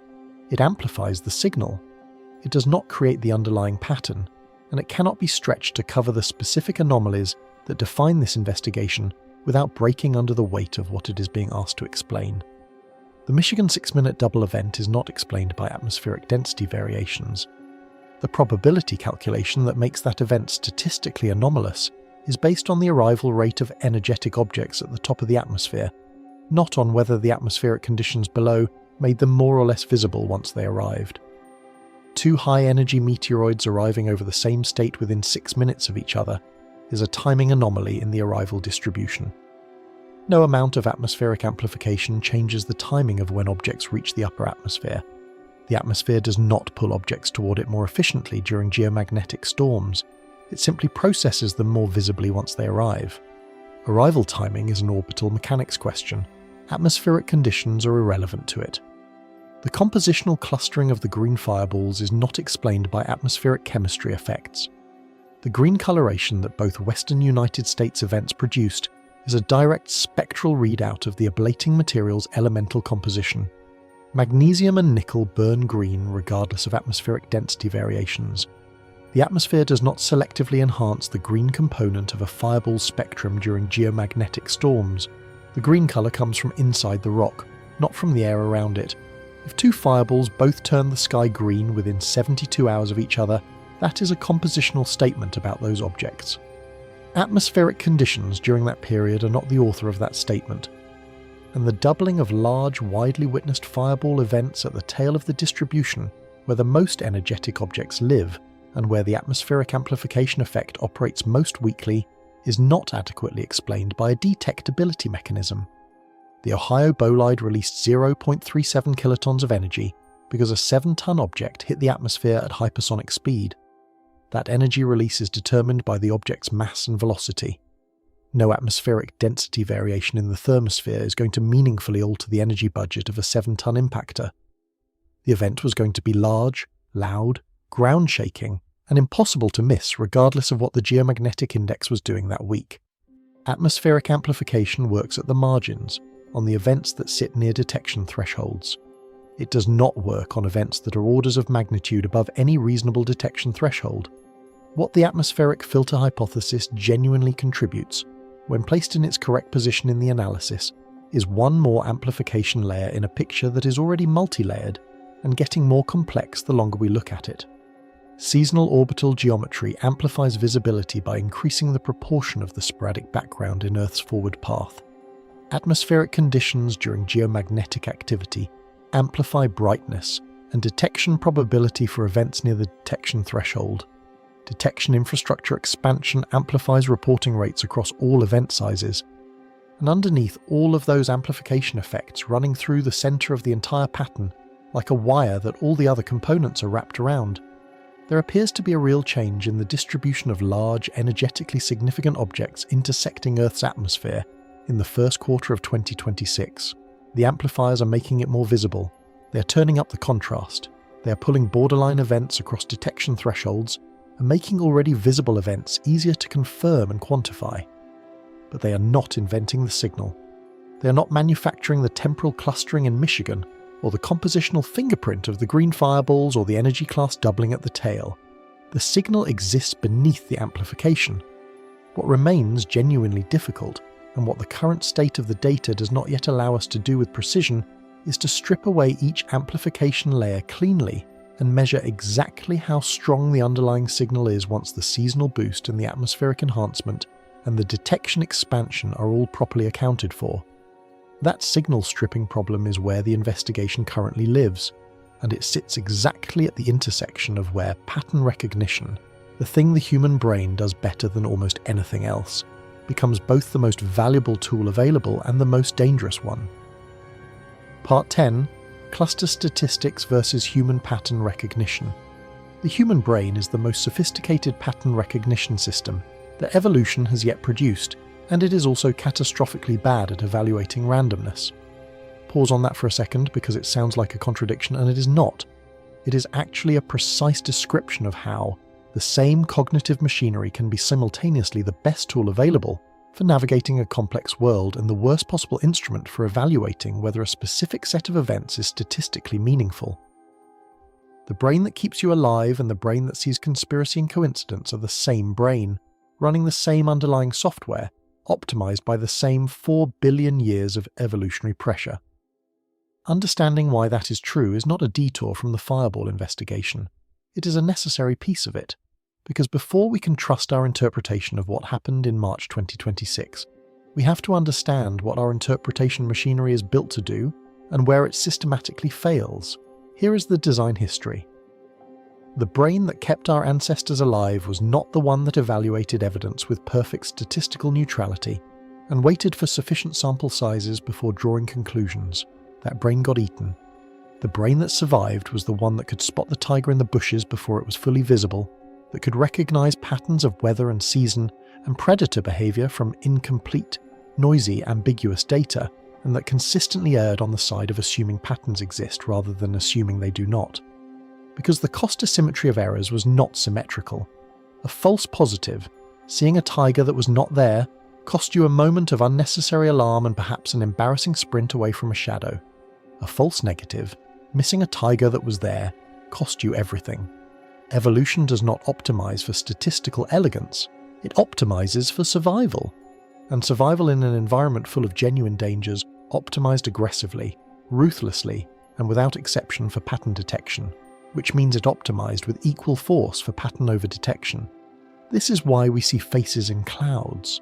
Not because clouds contain faces, but because the face detection circuitry in the human visual system is tuned so sensitively, because missing a face in the ancestral environment was so costly that it fires on stimuli that merely approximate the relevant features. This is why we hear voices in static, why we find meaning in coincidence, why the feeling that something cannot be random is so viscerally compelling, even when the mathematics say otherwise. These are not cognitive failures in the sense of malfunctions. They are the predictable outputs of a system that was optimized for a different problem than statistical hypothesis testing. The brain is an extraordinary survival instrument that happens to be poorly calibrated for the specific task of evaluating whether a cluster of fireball events in March 2026 represents a real change in the near-Earth meteoroid environment, which means that before we treat that cluster as definitive evidence of structural change, before we allow the feeling of pattern, the sense that 6 large events in 8 days simply cannot be random, to drive the conclusion, we have to apply something like the statistical equivalent of a cold shower. We have to ask the question the brain resists asking, which is, what would randomness actually look like here? And does what we observed fall outside that range? Random processes produce clustering. This statement is not intuitive, and that lack of intuition is precisely the problem. If you asked most people to draw a random distribution of points across a timeline, they would space them out fairly evenly, because even spacing feels random. But actual randomness does not produce even spacing. Actual randomness produces clusters and gaps, dense regions and sparse regions, local concentrations that look meaningful, and local absences that look equally meaningful, because that is what the mathematics of random processes generates at the local level. The phenomenon is captured formally in what statisticians call a Poisson process, a mathematical model for how rare, independent events distribute themselves in time when each event has no memory of or connection to the previous one. And a Poisson process will, with calculable probability, produce exactly the kind of apparent clustering we saw in March 2026. Not because something unusual is happening, because clustering is a feature of randomness, not a deviation from it. The randomness is working correctly. It is our interpretation of what randomness should look like that is broken. So when you look at 6 large fireball events in 8 days and feel with genuine conviction that this cannot possibly be random, your brain is doing exactly what it was built to do. It is detecting a pattern. It is raising an alarm. It is performing the function it was optimized for across millions of years of selective pressure. But the feeling is not the analysis. The feeling is the prompt to begin the analysis. And the analysis requires asking a colder, more demanding question. Over the entire observational history of Earth's meteor encounter record, how often does a cluster this dense appear in the data, and is the March 2026 cluster statistically outside the range of what a Poisson process with the known baseline event rate would predict? For some of the clustering we observed, the honest answer is that a random model cannot be definitively excluded. The Ohio bolide, large and dramatic as it was, falls within the range of sporadic large impactors that Earth statistically encounters roughly every year or two. A single event of that energy class appearing in March 2026 is not by itself anomalous. The Houston event, the Pacific Northwest fireball, several of the individual events in the cluster, fall within normal parameters when examined individually against the historical baseline. The fact that they feel like part of a pattern does not make them statistically incompatible with a random distribution. The Poisson process can produce all of them, independently, within an 8-day window, with non-negligible probability. If the anomaly were purely temporal, purely a matter of 6 events appearing in 8 days, the randomness argument would be reasonably strong, uncomfortable perhaps, worth investigating certainly. But not beyond the range of what random models can generate. But here is precisely where the March 2026 anomaly becomes a different kind of statistical problem, and where the randomness argument starts costing more than it is worth. Multidimensional clustering is not the same problem as single-dimensional clustering. It is a fundamentally harder demand on coincidence, and the difference is not subtle. It is one thing to observe clustering in time, events appearing closer together than the average spacing would predict, and say that randomness can produce that. It can. Poisson processes guarantee occasional temporal clusters. That argument is valid and should be taken seriously. It's a completely different thing to observe simultaneous clustering across 3 independent dimensions, time, chemical composition, and energy class, within the same 8-day window, in a pattern that is consistent with a single underlying physical mechanism, and attribute all 3 dimensions of clustering to independent coincidence operating simultaneously. The Michigan double event is a temporal cluster. 2 high-energy meteors over the same state within 6 minutes. Uncomfortable for randomness, but not impossible. The green fireballs are a compositional cluster. 2 objects with matching chemical signatures appearing in the same geographic corridor within 72 hours. Also uncomfortable for randomness, but not impossible individually. The doubling of tail events confirmed by the American Meteor Society is an energy class cluster. The rare high-energy events at the far end of the distribution increasing by a factor of 2 in a single quarter. Again, individually, randomness can be invoked. But for all 3 of those clustering types to occur simultaneously, within the same 8-day window, in a way that is geometrically and chemically consistent with a single, underlying physical source, by coincidence, that is a considerably more demanding request. Not impossible. Nothing here is impossible. But each additional dimension of simultaneous clustering multiplies the probability burden on the coincidence explanation. And at some point, the coincidence explanation becomes more extraordinary than the structured explanation it is trying to replace. We may or may not be at that point with the March 2026 data. That is a calculation that requires more processed data than was available at the time of this investigation. But we are close enough to that point that the question deserves to be taken seriously, rather than dissolved into a general appeal to randomness. The honest scientific position, the one that the data supports without overclaiming in either direction, is that we are observing simultaneous clustering across multiple independent dimensions in a way that sits at the boundary of what random models comfortably explain. Not clearly outside that boundary, not comfortably inside it, at the boundary, and the boundary is exactly where science does its most important work. Not on the comfortable side where everything's explained, and not on the dramatic side where everything is declared significant, but right at the edge, running the calculations, testing the models, resisting with equal force the urge to dismiss the pattern as coincidence, and the urge to declare certainty about a physical cause before the evidence supports it. What we can say with genuine confidence is this: some of the clustering is random. Poisson processes mathematically guarantee that some portion of what we observed reflects the expected statistical texture of a random arrival distribution. And some of the clustering may be physical, generated by a real structure in the near-Earth debris environment that Earth intersected during this window. The ratio between those 2 contributions, How much is noise and how much is signal is currently unknown. And both types of clustering may be operating simultaneously, layered on top of each other in proportions that the current dataset cannot yet cleanly separate. The American Meteor Society asking publicly whether something has changed in the near-Earth meteoroid environment is the institutional expression of exactly this position. They are not declaring that something has changed. They are not dismissing the data as routine. They are saying in the careful and precise language of professional scientific inquiry that the data is behaving in a way that sits at the boundary of what established random models explain, and that the boundary question deserves formal investigation rather than either confident dismissal or premature conclusion. That is what responsible science looks like when it encounters data that pushes against the comfortable middle of existing models. Not drama, not denial, careful, honest engagement with uncertainty. Earth may be crossing something real, an unmapped debris filament, a compositionally homogeneous stream from a fragmented parent body, a structured region of near-Earth space that our catalogues have not yet reached. Or we may have drawn a highly improbable hand from a very large deck, a run of coincidental clustering that the mathematics of randomness permits even if it rarely delivers. We do not yet know which. The data does not yet tell us cleanly. And the fact that we are genuinely uncertain in a rigorous, quantified, scientifically honest way, rather than uncertain from ignorance or inattention, is more interesting and more valuable than false certainty in either direction would be.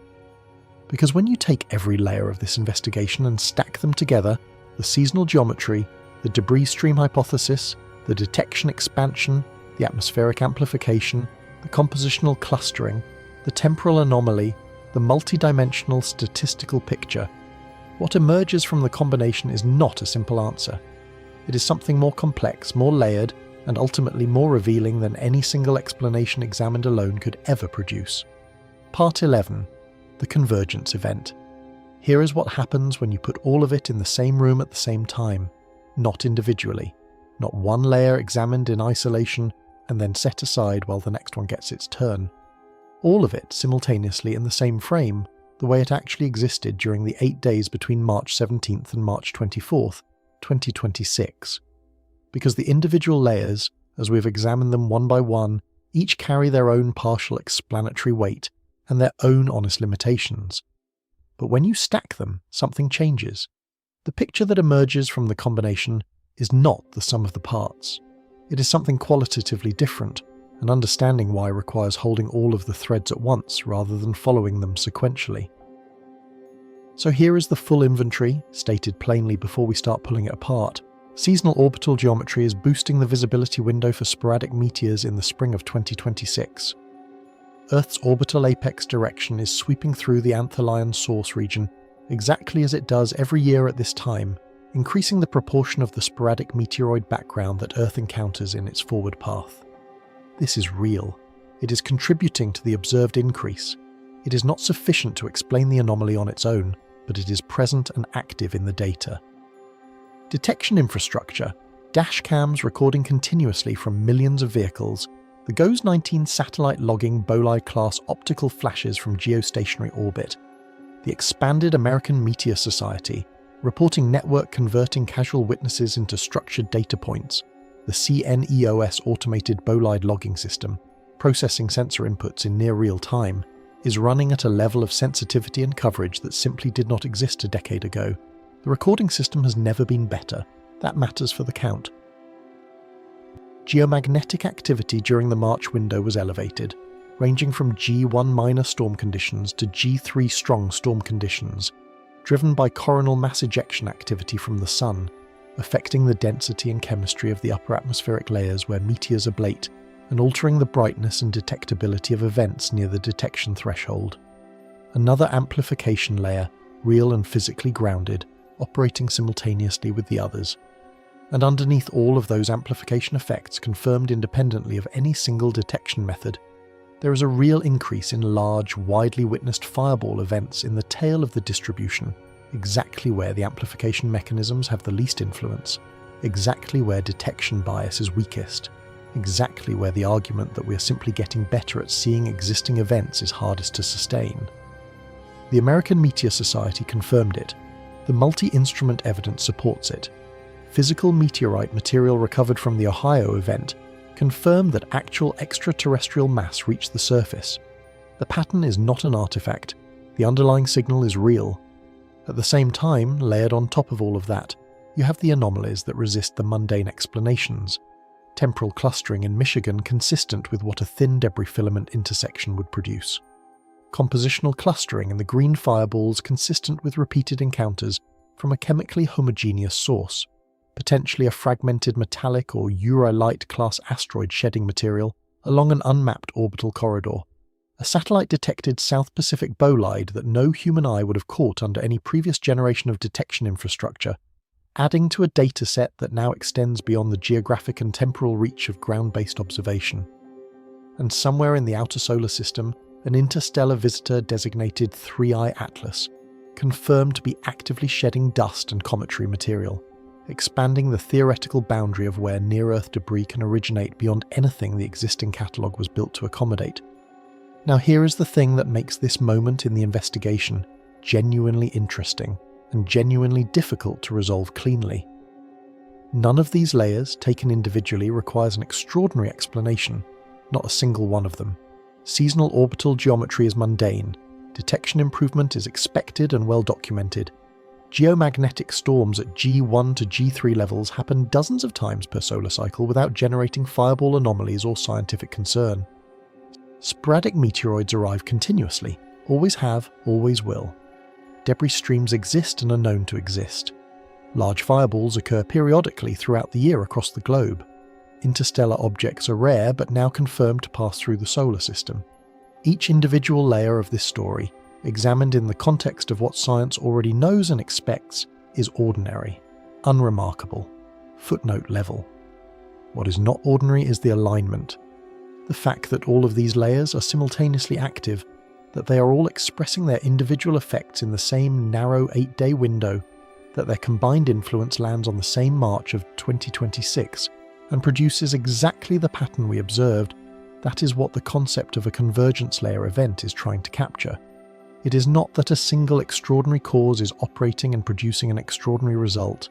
It is that multiple ordinary causes have aligned in a way that makes their combined result look extraordinary, even though no individual component of that result requires anything outside the standard model to explain it.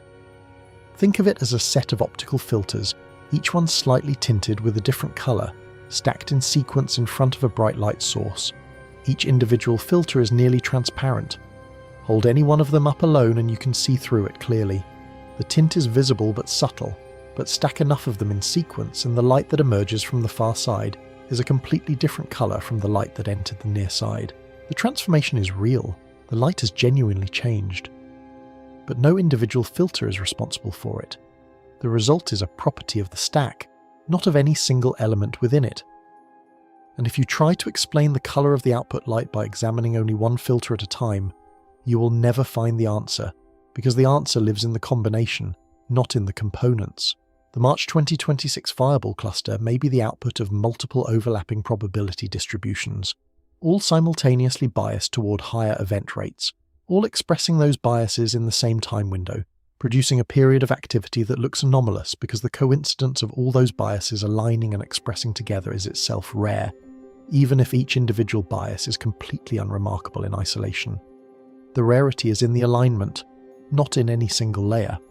And alignments of this kind, while uncommon, are not outside the range of what complex multi-factor systems occasionally produce. But here is what the convergence frame is not saying, and this distinction is important enough to state explicitly rather than leave to implication. The convergence layer explanation is not the same as saying it is all explainable and there is nothing to see here. It is not a sophisticated way of dismissing the anomaly by distributing its explanation across enough mundane factors that nothing unusual appears to be required. That reading would be wrong, and it would specifically be wrong because of what the convergence frame leaves room for. It is entirely possible, given everything the data shows, that one of the layers in the convergence stack represents a genuine population change in the near-Earth environment. A debris stream that Earth is intersecting for the first time. A fragmented asteroid family whose orbital corridor has shifted into Earth-crossing geometry. Some structure in near-Earth space that is newly, or newly detectably, intersecting Earth's orbital path. If that real physical change is present in the data, the convergence of the other layers around it, the seasonal amplification, the atmospheric enhancement, the detection infrastructure expansion, is not hiding it. It is making it louder. It is amplifying a real signal rather than manufacturing a false one.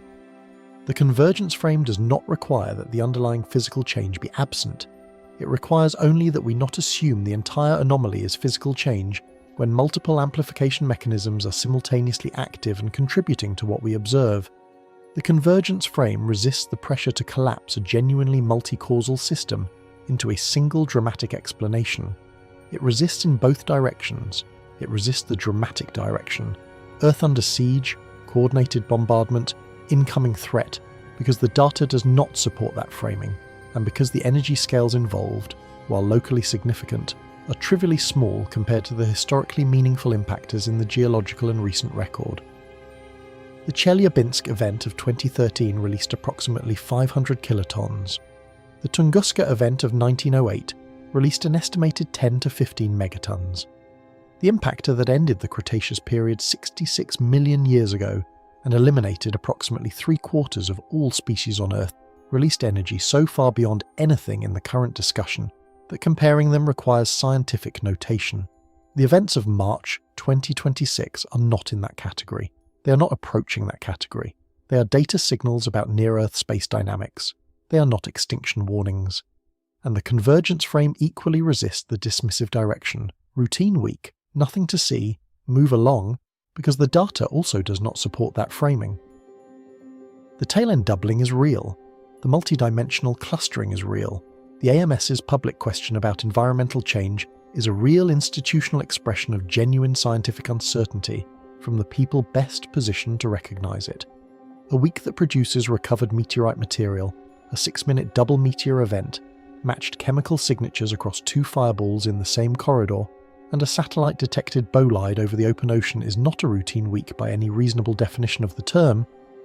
What it is, and what the convergence frame most accurately describes, is a period in which multiple independent factors, some mundane, some potentially significant, are all pointing in the same direction at the same time.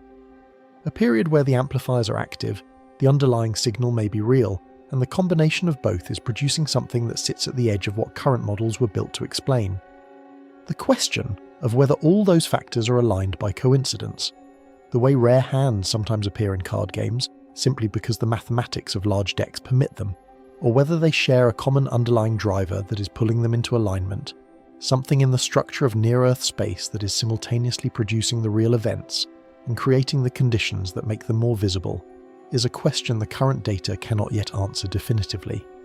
Earth is likely passing through a structured, partially unmapped phase of near-Earth space activity that multiple observational and physical factors are making simultaneously visible. The question is not whether this period is unusual. The data has already answered that.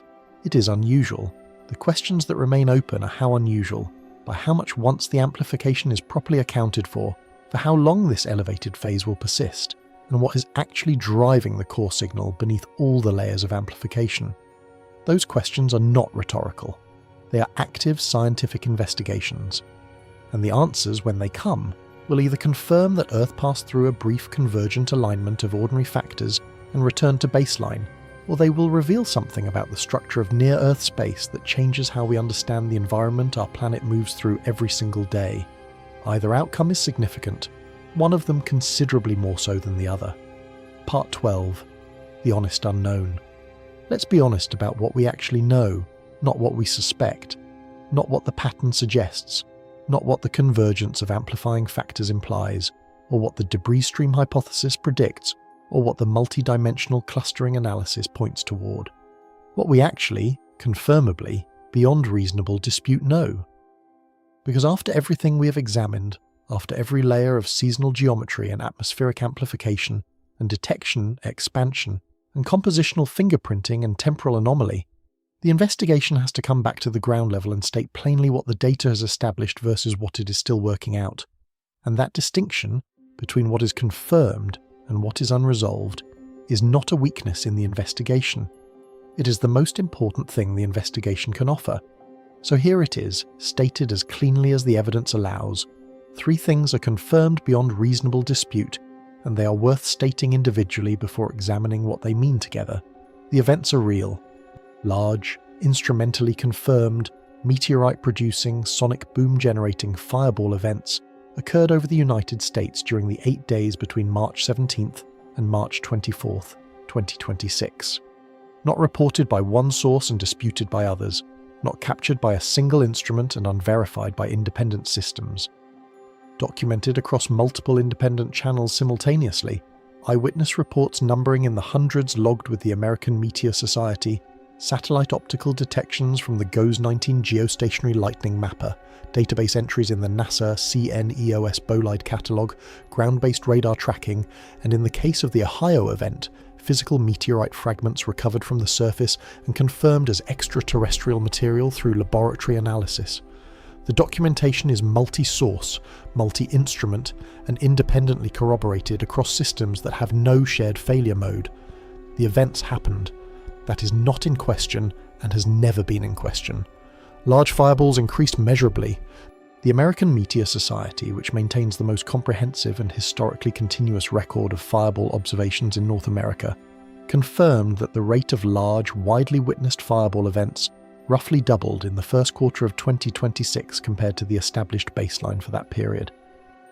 This finding is not a social media perception driven by viral videos and confirmation bias.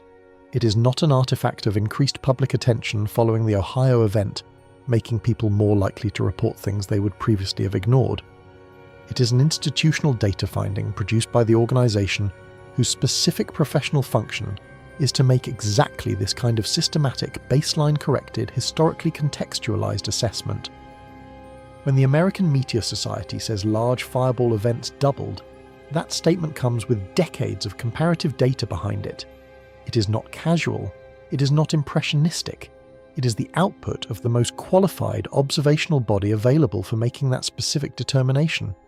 The cause is not resolved.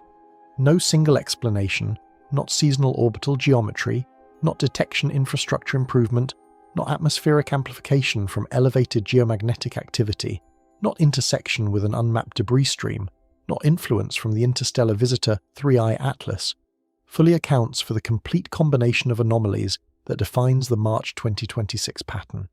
Each explanation covers a portion of the picture. The seasonal argument handles some of the visibility increase. The detection expansion argument handles some of the reporting rate increase. The atmospheric amplification argument handles some of the brightness enhancement for near-threshold events. The debris stream hypothesis handles the temporal clustering and compositional clustering conceptually, without yet providing a confirmed parent body or orbital solution. None of them, individually or in straightforward combination, produces a complete account of why temporal clustering, compositional clustering, and energy class increase all appeared simultaneously in the same 8-day window. The picture has explanatory coverage in multiple regions and a gap in the center where all the anomalies converge. These 3 confirmed facts coexist with a form of institutional uncertainty that is unusual enough to deserve direct attention, because institutions do not typically express this kind of uncertainty publicly unless the data has genuinely pushed them to the point where silence or reassurance would be less defensible than honest acknowledgement. The American Meteor Society's public question: has something changed in the near-Earth meteoroid environment? Is not a rhetorical device deployed for engagement or a dramatic flourish added to a press release to generate attention. It is an honest admission, stated in the careful and precise language of professional scientific inquiry, that the organization responsible for monitoring North American fireball activity does not currently have a complete explanation for what its own data is showing. Read that again and let it sit for a moment. The people whose job it is to know what is normal looked at their data and concluded that they could not confidently say this is normal. That is not a routine outcome. Scientific organizations are institutionally incentivized toward reassurance, toward confident attribution of anomalous data to known causes, toward the kind of measured official communication that prevents unnecessary public alarm. The default posture is, we have looked at this, it fits within established parameters, no cause for concern. The American Meteor Society did not issue that statement. They issued the other one, the one that says we are not sure. And that departure from institutional default is itself a data point worth registering. The scientific frontier that this investigation has been circling throughout its entire length is the small body population of the near-Earth environment, specifically the objects in the 1 to 10 meter size range, the category that produces fireball events of the class we observed in March. Objects in this size range are estimated to number in the hundreds of thousands in near-Earth space. The vast majority of them have never been catalogued, never been given a designation, never been tracked on a known orbit. They are inferred to exist from the statistical frequency of atmospheric impact events and from dynamical models of how the asteroid belt and cometary populations shed material into the inner solar system over time. But inferred existence and confirmed identity are completely different things. The orbital dynamics of this population, how they cluster, how they stream, what compositional distributions they carry, how their density varies across different regions of near-Earth space and different epochs of solar system evolution, these are active and genuinely unsettled research questions. The models that predict Earth's encounter rate with objects in this size class carry uncertainty bands that are wide precisely because the underlying population is poorly characterized. The catalogue is not nearly complete enough to support high-confidence predictions about what Earth will encounter in any given period.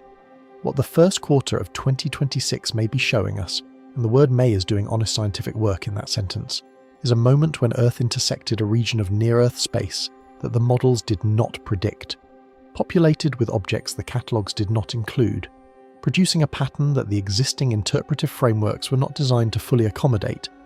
That description might sound like a criticism of the science, as though the models failed and the catalogues are inadequate and the frameworks are broken.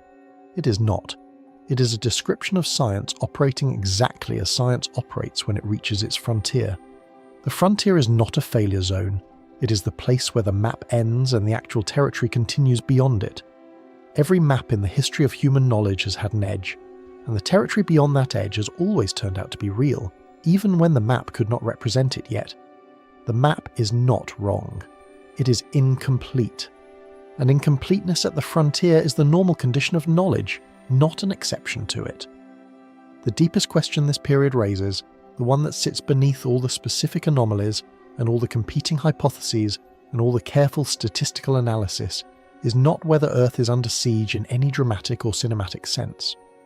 It is a quieter and more fundamental question about the nature of the environment Earth moves through every day. Whether the near-Earth environment is more structured, more variable, and more dynamically complex than current models assume. Whether there are corridors of debris, narrow filaments of compositionally coherent material from fragmented parent bodies, moving through the inner solar system on configurations and timescales that the existing catalogue has not yet reached. Whether Earth's intersection with those corridors is predictable in principle, the way the Perseids are predictable, but unpredictable in practice, because the observational data required to anticipate specific intersections does not yet exist. Whether March 2026 represents an isolated anomaly that will resolve into the background as the data is processed, or a preview of a period of elevated intersection activity whose duration and intensity the current models cannot yet estimate. The data exceeds the current explanation capacity, and that gap is temporary. More analysis is coming.